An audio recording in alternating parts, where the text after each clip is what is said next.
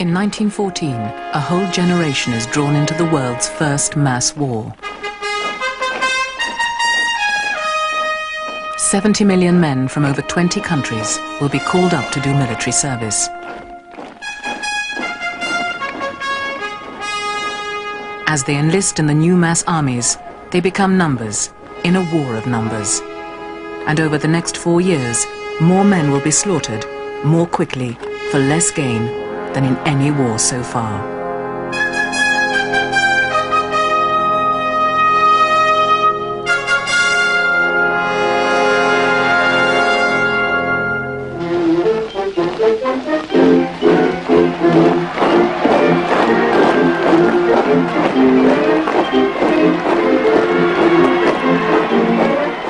When the war broke out in August 1914, no one could know what was coming. In the capitals of Europe, there was a mood of patriotic excitement.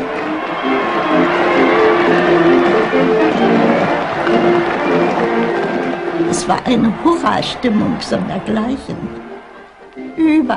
Everyone was wildly enthusiastic. They were all waving flags.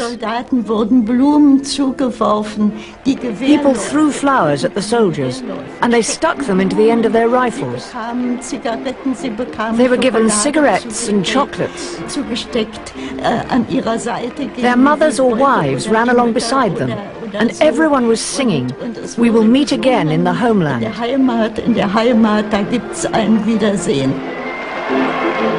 Each nation hoped to gain from the war.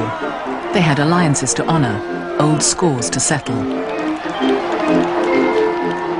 All over the world, there are young fellows who say the war is just an adventure, and it's our country, and it's patriotism, and it's partly to get decorations. It's a mix. It's a mix, and it's wonderful because you get away from family and so on. You're all of a sudden on your own at 18 or 19 or 20, which is great.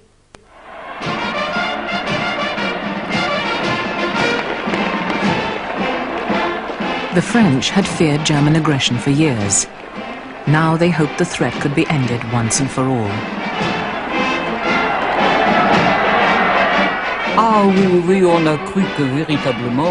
We really believed that the French army would perform miracles, that it would reach Berlin in 48 hours, no more than that. 48 heures à Berlin, rien ne nous étonnait. We didn't think for one moment that the war would go on for so long, or that it would be so cruel. Si cruel, non, pas du tout. Everywhere, people believed what their leaders told them, that they would be better off after the fighting, and that the soldiers would be back soon. In St. Petersburg, Russians were mobilized to fight for the Tsar. In Vienna, the soldiers of Austria-Hungary were ready to fight for the Habsburg Empire.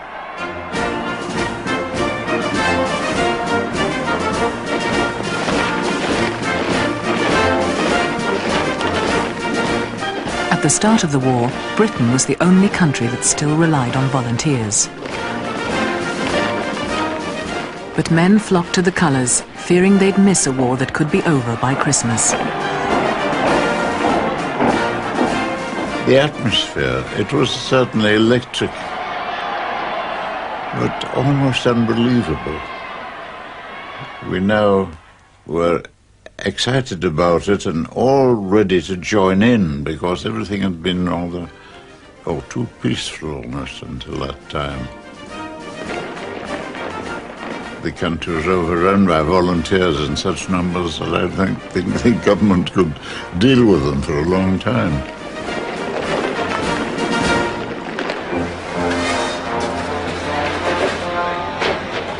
Mobilization plans that had taken years to prepare were implemented quickly. It was war by timetable.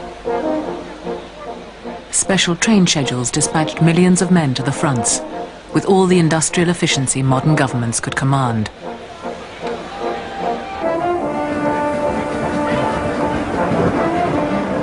As men were absorbed into the new mass armies, their individual dreams and personal ambitions were put aside. The war soon took on a world scale, as European countries turned to their overseas empires to raise even more troops. 300,000 men left from Australia alone. And to help Britain, more came from New Zealand, South Africa and Canada.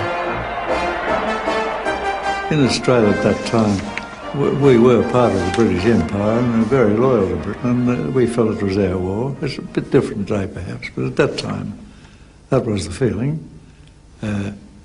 Apart from which, if you stayed a year or too long, you'd have got a white feather from the girls. No, it was a thing to do.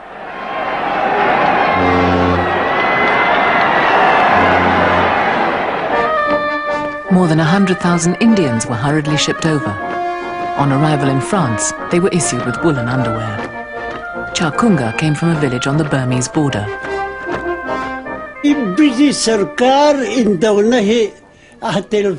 I wanted to take part in the British government's war. I wanted to see Western countries for myself. We were told there were healthy places. The French imported contract workers from China to do heavy labor. They dealt with them briskly.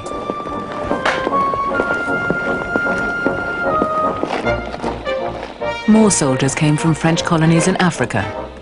And after 3 years, the war would bring in the world's strongest nation. Your Uncle Sammy needs you one and all. Answer to his call. It's your country, it's mine. 4 million young Americans would be rapidly drafted when the United States ended its neutrality in 1917. And my duty to speak with the sword, not the pen. Many were as keen to go as Albert Powys. I liked America.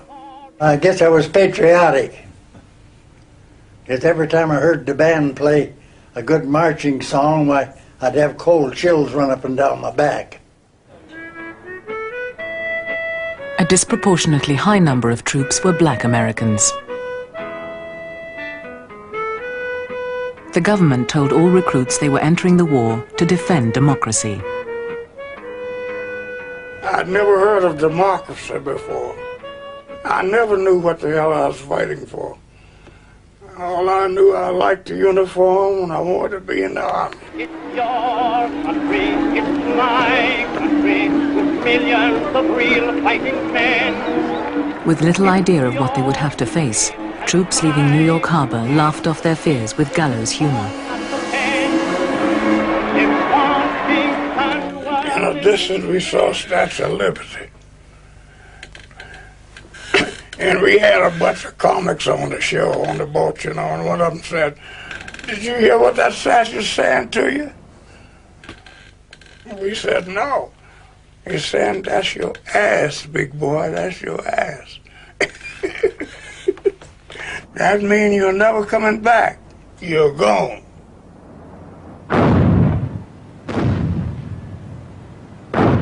Against the mass armies, a new generation of weapons was to be put into the field. What the new guns had in common was a capacity to kill more men faster. Machine guns could now fire 600 rounds a minute.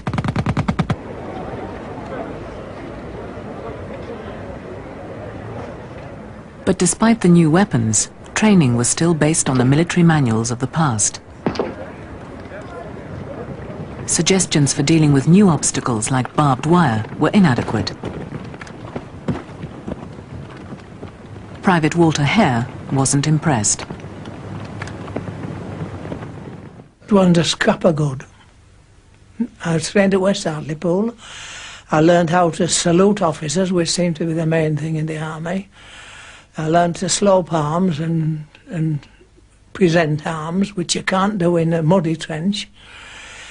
I fired 5 rounds before I went out to France. I never saw a grenade. I never saw a machine gun.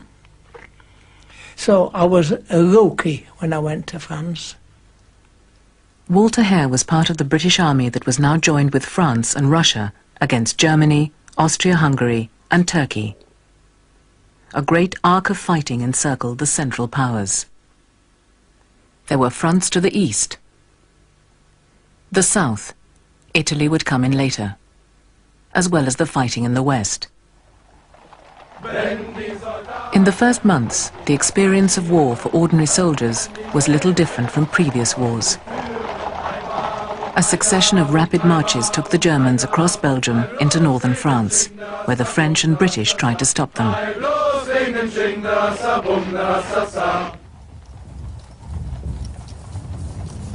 In a rare piece of early film, British cavalry were seen moving across open ground, as they'd always done.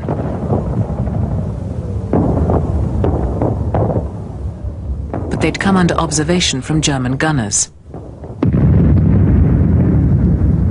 The camera was turning at the moment the target was hit by high explosives.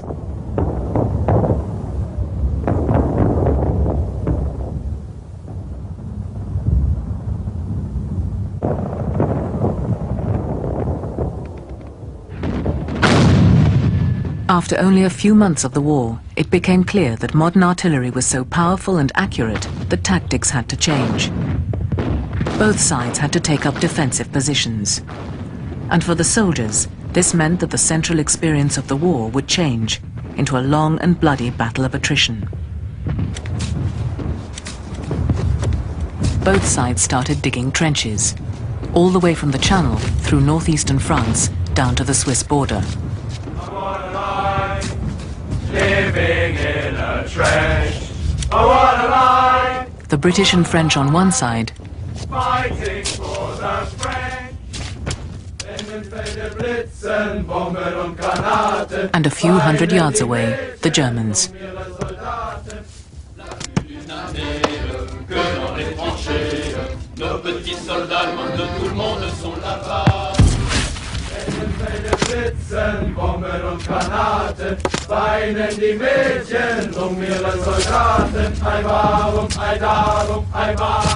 As the front lines were strengthened and completed, networks of support trenches and then communications trenches were cut across the countryside.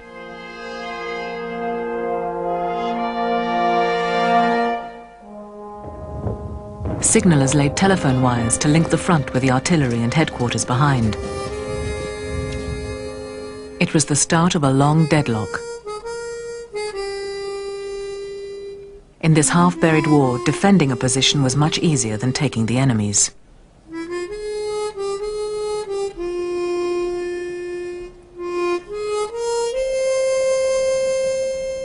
Men kept below the parapet, but both sides watched the other constantly. And snipers peered through their steel spy holes to shoot anything that moved.